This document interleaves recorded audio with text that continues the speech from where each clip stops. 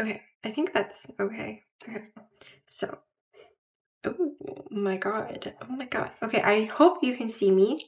I can't see myself because the light is blinding me, but as long as you can see me, then everything's fine. Hi everyone, welcome back to my channel. I wasn't going to film today, but I told myself, like, if you're not going to film today, then when are you going to film? When are you going to film? Never. Like, I have a script here laid out and everything. I'm gonna show you it. Here it is. I had the script for about like a week already, and I haven't touched it ever since I printed it out. And I was like, girl, if you don't film today, you're never gonna film. And I know that everything is a mess right now. I just had a shower, so my hair is still damp. Like one nail is gone and the rest is like chipping away. So yeah, my eyes, my eczema, I don't know. It's still there and it's red and you can see it. I don't like it, but we're gonna continue on with this filming process. And my lips are chapped, okay? I put some lip balm on. I hope it works. I hope the camera doesn't see this part of my face. Everything's not perfect, so I was like, oh, maybe I should wait until the perfect time to film. There will never be a perfect time. Film right now and we'll just upload whatever you have. So that's why I'm here today, filming, because I force myself to. Today we're in this setting at a different part of my room. Usually I film over there in front of the window. I'm here now on the other side. Usually there is a light coming through the window, but it's snowing right now or raining. I don't know what's happening out there, but it's dark and gloomy and there is absolutely not enough light to, yeah. Anyways. So this video is a scripted video. Like I said before, I have the script right here. So I also made a bulleted list of the things I want to talk about. I don't know what script I would use. So I printed both of them out and I will see which script fits me the most. I may not even follow the script. I may just ramble and just talk about things at the top of my head that come out of the top of my head. I don't know what the saying is, but there's a lot of things I want to talk about in this video, and I want to do it at the bottom of my heart, and I want to talk freely and I don't want a script tying me down. But when I talk freely and unscripted, I usually ramble and I usually say whatever comes out of my mouth. And I don't, like, when I do that, I pause so much and I say so much that it becomes very hard for the viewer, for the audience to follow through what I'm trying to say. I really want to get through this video and talk about the several things I do want to talk about in this video. Let's begin this video, okay? If I put a side note somewhere here and there, that means I forgot to talk about it in the intro right now. So let's just begin. This may as well be a heart-to-heart video. So in the previous video, I was making my Christmas top and I was recording a voiceover for that. Yes, I was recording a voiceover for that. And that was an unscripted voiceover. In that video, I was making the red ruffles for my Christmas top. The things that I talked about in that video, the words were everywhere, and I often used a lot of well, obviously, but I also repeated words and phrases a lot. And writing this particular script was really hard because my mind was everywhere all at once, and I just didn't know how to phrase something or to make a paragraph that makes sense. Well, oh, it's really hard. It's really hard. I think, yeah.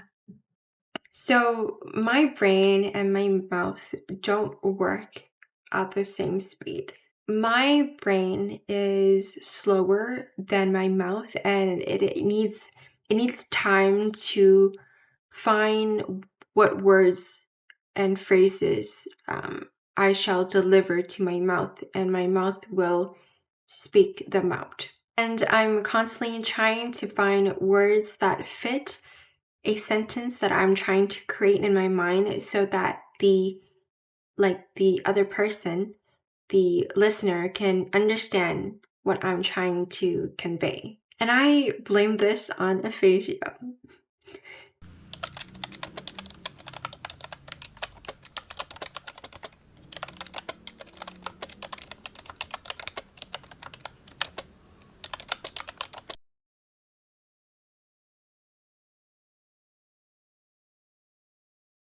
When I had my stroke, when I was 12 years old, I developed aphasia.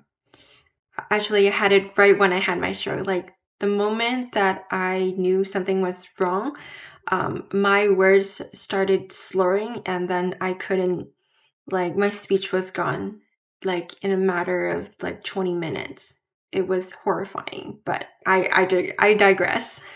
I couldn't read or write either, and I don't know how long that lasted, but probably a few months, I would assume. However, I still have remnants of my aphasia. I sometimes repeat words and phrases, and I have such a hard time just finding words when I'm talking to someone, or just I can't, like, there's so much words inside my vocabulary box, in my mind, in my brain, that it's really hard for me to grasp, like, what word fits in that sentence. And I know oftentimes I know that the grammar is totally wrong. Like, even, I mean, while filming this video, as if right now, like, I know that there are spots and places where the grammar that I'm speaking of is, like, it's not correct. It's incorrect. And I know that, and I'm trying to enunciate and communicate better, so that, I don't know where I'm going with this, but I just have a hard time with words. And obviously that's from my aphasia. And oh my god, like, if you gave me a script, it would be really easy for me to read that script, but then I would sound like a robot. I don't want to become a robot, basically. So that's why I'm trying to balance, like, a full-on script with bulleted points, but having them combined together so that I would know what I'm saying, but I wouldn't sound like a robot.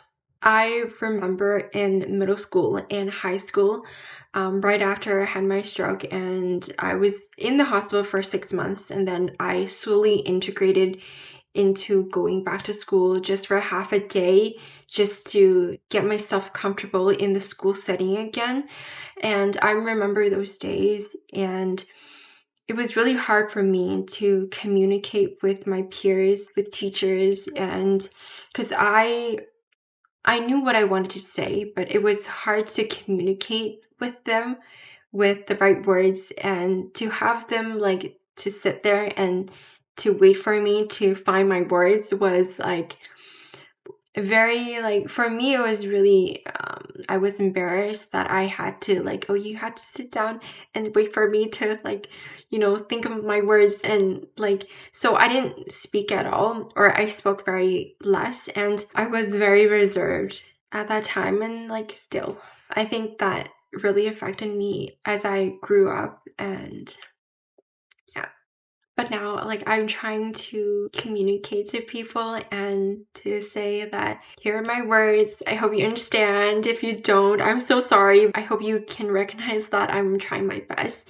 And it's not like I don't know the words and I cannot say them. If you gave me a script, I would be able to say every word, unless it's a word I don't know. It's like I cannot think of that. My mind goes blank, and I'm just, like, paralyzed. I have a lot of trouble expressing myself in that aspect. Looking back, I regret not speaking up more, because when you were a kid, or, like, in high school, it's okay to make mistakes, and it's okay to make mistakes now. Like, I'm an adult and everything, but like when you're young, it's okay if you make mistakes and try again. Like, there's no fear. You don't have to be afraid. It's okay if you make a mistake. It's okay. Like, I wish I could tell that to myself. I wish I could go back in time and tell that to myself. But I do think the hesitation really set me back, and now I'm at a spot where I am afraid to talk to people because I'm scared of the judgmental looks they would give to me. Because oftentimes, like, I know what I'm saying, I really do, but it's just like I cannot get the words out because my brain is just like, I blame it on aphasia, but I know that if I practice more in talking with more people, I can improve my aphasia. And also with speech therapy would definitely help me. And like in the future, when I earn enough money, I would love to get a speech therapist and just like work on my speaking skills and my speech, because it really needs help. It really does. Aphasia aside, I think it's also self-confidence. I have zero self-confidence in myself, and I think that also affected me in how I view the world and how I assume other people view me.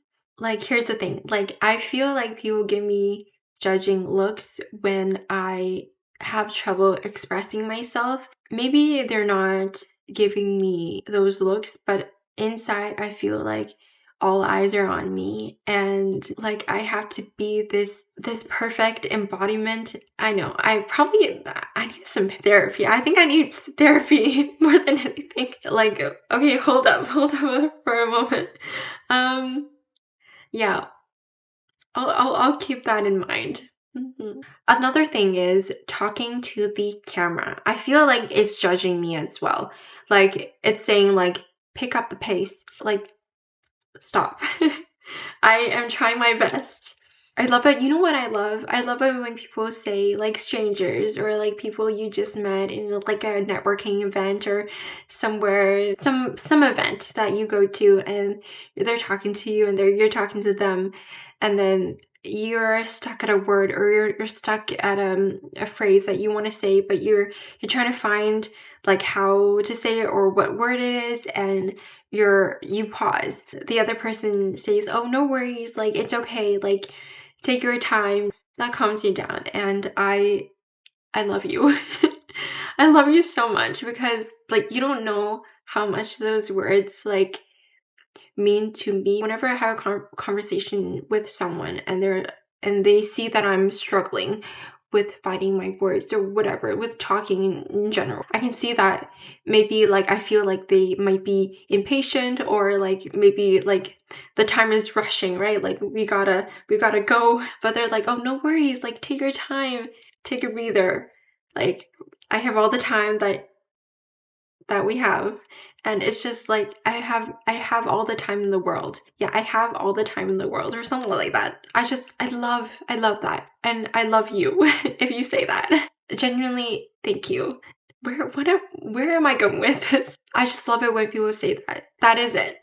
See, I'm not gonna cut this out, but I repeat so much because once I repeat one time, then I don't know what to say, and I repeat more. Like, calm down, Helen, calm down. This is just a video.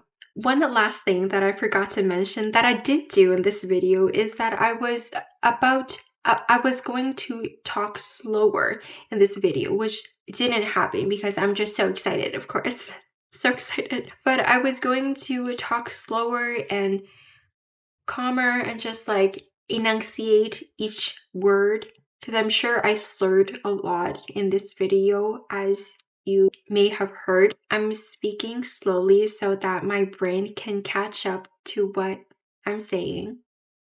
I hope you understand, and it is okay if you don't want to watch this video because of my slow speech, or if you really want to watch me but my speech is slow. You can always click on the bottom right corner, I think, and you can change the speed for the video so that I can speak a little faster for you. The playback speed. I just want to share a little bit about my life and what I go through on a day-to-day basis. Thank you so much for watching, and I'll see you later. Bye!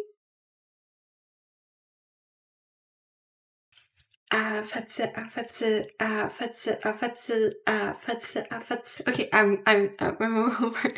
This is done. Okay, bye.